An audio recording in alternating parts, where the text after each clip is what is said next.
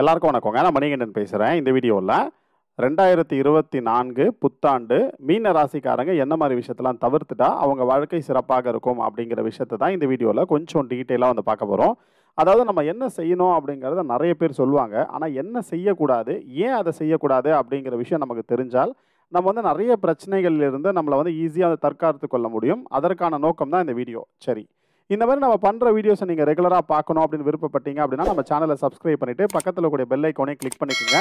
நம்ம பண்ணுற வீடியோஸ் ரெகுலராக உங்களுக்கு நோட்டிஃபிகேஷன்ஸில் வரும்.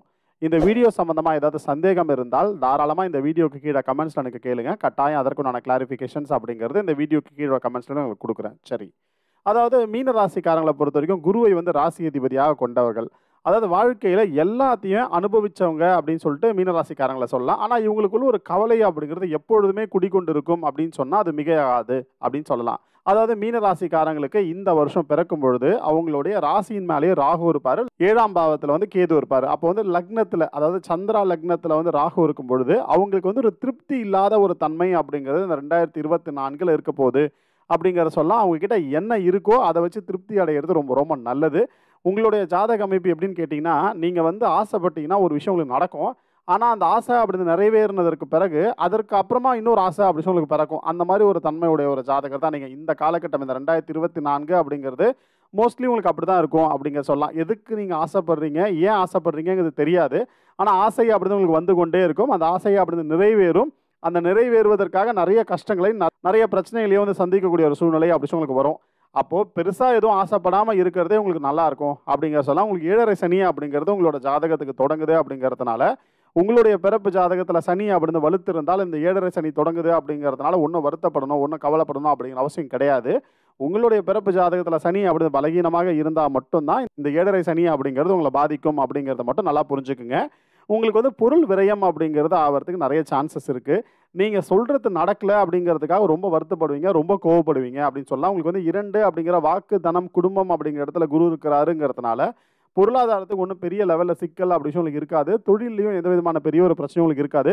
தொழில் அப்படிங்கிறது சொல்கிறது வந்து உங்கள் வேலை அப்படிங்கிறத நீங்கள் செஞ்சுட்டு இருந்தாலும் கூட அந்த வேலையிலையும் ஒன்றும் பெரிய லெவலில் பாதிப்புகள்லாம் உங்களுக்கு கொடுக்காது. ஃபினான்ஷியலாக உங்களுக்கு நல்லா தான் இருக்கும். ஆனால் உங்களுக்கு வந்து மன ரீதியான குழப்பம் அப்படிங்கிறது தான் உங்களுக்கு அதிகமாகவே இருக்கும் அப்படின்னு சொல்லலாம். 2ஆம் வீட்டில் இருக்கக்கூடிய குருவோட பார்வை அப்படிங்கிறது ஒரு ராசிக்கு வந்து 6ஆம் பாவத்துக்கு குரு பார்வைங்கிறது கிடைக்கும். அதே போல் 8ஆம் பாவத்துக்கு குரு பார்வைங்கிறது கிடைக்கும். 10ஆம் பாவம் அப்படிங்கிறதுக்கு குரு பார்வைங்கிறது கிடைக்கும் உங்களோட ராசியிலிருந்து. அப்போ 6ஆம் பாவத்துக்கு குரு பார்வைங்கிறது கிடைக்குதுன்னா இந்த காலகட்டத்தில் நீங்கள் கடன் வாங்கி ஏதாவது பிஸ்னஸ் அப்படின்னு நீங்கள் பண்ணணுங்கிற எண்ணம் இருந்தால் தாராளமாக நீங்கள் கடன் அப்படின்னு வாங்கலாம், அது உங்களுக்கு கிடைக்கும். ஆனால் நீங்கள் வந்து ஒரு விஷயத்தை செய்கிறதுக்கு முன்னாடி யோசிச்சுட்டு இது நமக்கு வேணுமா அப்படிங்கிறத யோசிச்சுட்டு அப்புறம் நீங்கள் செய்கிறது நல்லது. அதே போல் உங்களோட ஜாதகத்துக்கு 8ஆம் பாவத்துக்கும் அந்த குரு பார்வைங்கிறது கிடைக்குது.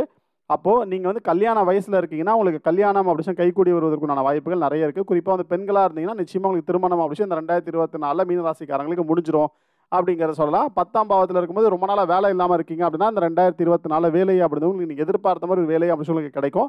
அரசாங்கத்துக்கு முயற்சி பண்ணுறவங்களுக்கு அரசாங்க வேலை அப்படின்னு கிடைக்கிறதுக்கு வாய்ப்புகள் இருக்குது.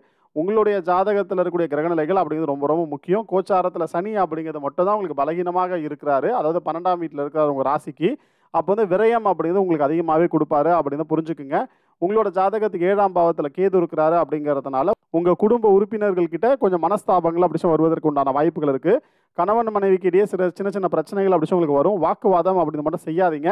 நீங்கள் சொல்கிறத ஏன் செய்யலை அப்படின்னு சொல்லிட்டு வருத்தப்படாதீங்க, கோவப்படாதீங்க. அப்படி நீங்கள் கோவப்பட்டு வருத்தப்பட்டீங்கன்னா அது வந்து உங்களுக்கு பிரச்சனையை கொடுத்து உங்களுக்கும் உங்கள் மனைவிக்கும் ஒரு பிரிவினை அப்படி விஷயம் கொடுக்கறதுக்கு வாய்ப்பு இருக்குது. இல்லை உங்களுக்கும் உங்கள் கணவனுக்கும் ஒரு பிரிவினை கொடுக்கறதுக்கு உண்டான வாய்ப்புகள் இருக்குது. அப்படிங்கிறனால கொஞ்சம் பொறுமையை வந்து கையாளுங்க. கவனமாக ஒவ்வொரு செயலும் செய்கிறது உங்களுக்கு ரொம்ப நல்லாயிருக்கும். கலை சம்மந்தப்பட்ட துறையில் இருக்கவங்களுக்கு ரொம்ப நல்லாயிருக்கும். கலை சம்மந்தப்பட்ட துறையில் இருக்கவங்களுக்கு இந்த காலகட்டத்தில் நீங்கள் எதிர்பார்க்காத வாய்ப்புகள் அப்படி உங்களுக்கு தேடி வரப்போகுது அப்படிங்கிறத சொல்லலாம்.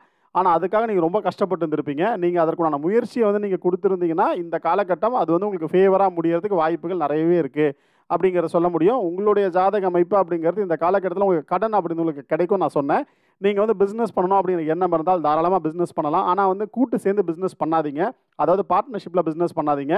இந்த காலகட்டத்தில் பார்ட்னர்ஷிப்போட பிஸ்னஸ் அப்படின்னு நீங்கள் செய்யும் பொழுது அந்த பார்ட்னர் அப்படிங்கிறது உங்களை ஏமாற்றுவதற்கோ இல்லைனா அந்த பிஸ்னஸ் அப்படி நஷ்டம் அடைகிறதுக்கும் நிறைய வாய்ப்பு இருக்குது. அப்படிங்கிறதுனால முடிஞ்ச அளவுக்கு பிஸ்னஸ் அப்படிங்கிறது பார்ட்னர்ஷிப்பில் செய்கிறத மட்டும் தவிர்க்கிறது ரொம்ப ரொம்ப நல்லது. நிலம் வாங்கணும் அப்படிங்கிற எண்ணம் இருக்கக்கூடியவங்க தாராளமாக நிலம் வாங்கலாம், சொத்து வாங்கலாம், நல்லாயிருக்கும்.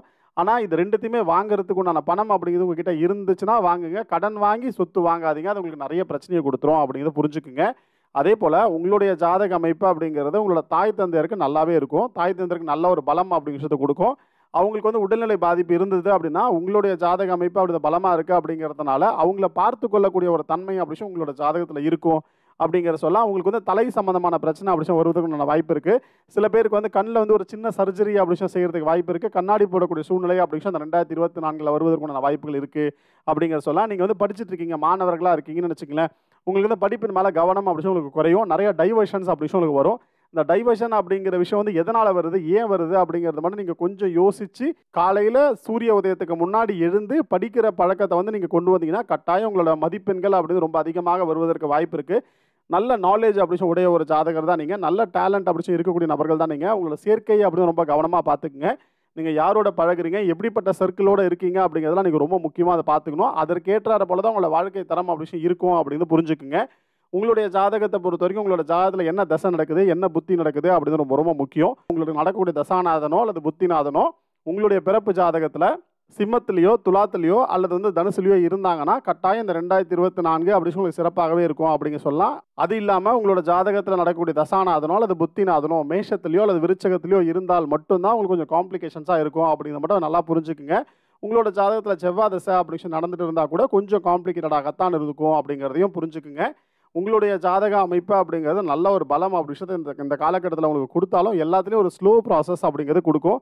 எல்லாமே வந்து கொஞ்சம் லேட்டாக தான் நடக்கும். அதனால நீங்கள் எல்லாத்தையுமே வந்து நீங்கள் வேகமாக நடக்கணும். ஒரு விஷயம் நான் முயற்சி பண்ணிட்டு இருக்கேன், வேகமாக நடக்க மாட்டுது அப்படின்னு நீங்கள் யோசிச்சுட்டே இருந்தீங்கன்னா, அது வந்து வேகமாக நடக்கிறதுக்கான வாய்ப்புகள் அப்படி ரொம்ப குறைவாக இருக்குது அப்படின்னு புரிஞ்சுக்குங்க. படைப்பாற்றல் அப்படி ரொம்ப அதிகமாகவே இருக்கக்கூடிய நபர் நீங்கள். ரொம்ப கிரியேட்டிவான ஒரு பர்சன் நீங்கள். நீங்கள் வந்து சொந்தமாக வந்து பிஸ்னஸ் பண்ண போகிறேன், ஒரு ஆர்ட் ரிலேட்டடான பிஸ்னஸ் அப்படி நான் பண்ண போகிறேன் அப்படின்னா கட்டாயம் செய்யுங்க. அது உங்களுக்கு ரொம்ப ரொம்ப நல்லபடியாகவே இருக்கும் அப்படிங்க சொல்ல முடியும். அதே போல் உங்களுடைய ஜாதகத்தில் வந்து பார்த்தீங்கன்னா, நீங்கள் வந்து வெளிநாட்டில் இருக்கீங்க, குடும்பத்தை விட்டு ரொம்ப நாளாக வந்து பிரிஞ்சிருக்கீங்க அப்படின்னா, இந்த காலகட்டத்தில் உங்கள் குடும்பத்தோடு வந்து சேருவதற்கான வாய்ப்பு இருக்குது. நீங்கள் வந்து பிஸ்னஸ் பண்ணணும் அப்படின்னு நினச்சிங்கன்னா, வெளிநாட்டிலேருந்து பணம் சேர்த்து இங்கே வந்து பிஸ்னஸ் பண்ணணும் அப்படின்னு நினச்சிங்கன்னா தாராளமாக செய்யுங்க. ஆனால் கூட்டு சேர்ந்து பிஸ்னஸ் பண்ணாதீங்க. உங்கள் குடும்பத்தோடு இங்கே வந்து சந்தோஷமாக இருக்கக்கூடிய வாய்ப்பு அப்படி உங்களுக்கு இருக்கும். ஆனால் இங்கே வந்து வேலை தேடணும்னு நினைக்காதீங்க. நீங்கள் வெளிநாட்டில் இருந்து இங்கே வந்து வேலை தேடணும் அப்படின்னு நினச்சிங்கன்னா உங்களுக்கு கிடைக்கிறதுக்கான வாய்ப்புகள் ரொம்ப குறைவாக இருக்கும். அப்படியே கிடைச்சாலும் அந்த வேலையில் நிலையாக இருக்க முடியாது. கொஞ்ச நாள் இங்கே வேலை பார்த்துட்டு மறுபடியும் வந்து வெளிநாட்டுக்கு போகக்கூடிய ஒரு வாய்ப்பே உங்களுக்கு இருக்கும் அப்படிங்க சொல்லலாம். நிறைய பணம் அப்படிங்கிறதோட நீங்கள் வந்தாலும் கூட பணம் அப்படிங்கிறது இந்த காலகட்டத்தில் செலவாகிட்டே இருக்கும் அப்படிங்கிறத மட்டும் நல்லா புரிஞ்சுக்குங்க. செலவு அப்படிங்கிறது வேற, விரயம் அப்படிங்கிறது வேற. ஒரு விஷயத்தை நல்லா புரிஞ்சுக்குங்க. நீங்கள் பண்ணுற செலவு அப்படிங்கிறது வந்து பார்த்தீங்கன்னா ஒரு பொருளாக மாறி உங்ககிட்ட வந்து நிற்கும். ஆனால் நீங்கள் பண்ணுற விரயம் அப்படிங்கிறது எதுக்குமே பிரயோஜனம் இல்லாமல் போயிடும் அப்படிங்க சொல்லலாம். அதனால் முடிஞ்ச அளவுக்கு விரயம் பண்ணாதீங்க. செலவு பண்ணுறதுல எந்த விதமான பெரிய ஒரு பிரச்சனையும் உங்களுக்கு கிடையாது. உங்களுக்கு வந்து மெடிக்கல் இன்சூரன்ஸ் அப்படிங்கிற மாதிரி இந்த 2024ல் நீங்கள் உங்களுக்காக ஒன்று செஞ்சு வச்சுக்கிறது ரொம்ப ரொம்ப நல்லது. ஹெல்த்தை மட்டும் கொஞ்சம் கவனமாக பார்த்துக்கிறது நல்லது. சித்தா ஆயுர்வேதா மெடிசன் அப்படிங்கிறத எடுத்துக்கிறது உங்களுக்கு ரொம்ப நல்லாயிருக்கும். அது வந்து உங்களோட மேஜரான பிரச்சனை அப்படிங்கிற விஷயத்துலேருந்து ஒரு நல்ல சொல்யூஷனாக இருக்கும் அப்படிங்கிறத சொல்லலாம். இந்த வீடியோ நிச்சயமாக உங்களுக்கு பிடிச்சிருக்கும் அப்படின்னு நம்புகிறேன். இந்த வீடியோ உங்களுக்கு புரிஞ்சிருக்கும் அப்படின்னு நம்புகிறேன். இந்த வீடியோ உங்களுக்கு பிடிச்சிருந்தா லைக் பண்ணுங்கள். உங்கள் மற்ற எல்லா நண்பர்களுக்கும் ஷேர் பண்ணுங்கள். இந்த சேனல் இதற்கு நீங்கள் சப்ஸ்கிரைப் பண்ணாமல் இருக்கீங்கன்னா மறக்காமல் சப்ஸ்கிரைப் பண்ணிக்கோங்க. இதே போல் பல சுவாரஸ்யமான விஷயத்தை நான் நிச்சயமாக உங்களோட ஷேர் பண்ணிக்கிறேன். இந்த வீடியோ பற்றின உங்களோட மேலான கருத்துக்களை கீழே உள்ள கமெண்ட் பாக்ஸ் உங்களுக்கு தெரிவிங்க. உங்களோட ஒவ்வொரு கருத்துக்களும் எங்களுக்கு ரொம்ப ரொம்ப முக்கியம். நான் ஒரு 600-700 வீடியோஸ்க்கு மேலே பண்ணியிருக்கேன். அதில் ரொம்ப முக்கியமான ஒரு 10-15 வீடியோ எடுத்து கீழே டிஸ்கிரிப்ஷனில் கொடுத்துருக்கேன். மறக்காம அந்த வீடியோ பாருங்கள். நிச்சயமாக உங்களுக்கு ரொம்ப உபயோகமாக இருக்கும். உங்களோட ஜாதகத்தை பற்றி தனிப்பட்ட முறையில் தெரிஞ்சுக்கணும் அப்படின்னு நீங்கள் விருப்பப்பட்டீங்க அப்படின்னா என்னோட வாட்ஸ்அப் நம்பருக்கு நீங்கள் தாராளமாக தொடர்பு கொள்ளலாம். என்னோட வாட்ஸ்அப் நம்பர் உங்களுக்கு தெரியும், 9962410058. நன்றி, வணக்கம்.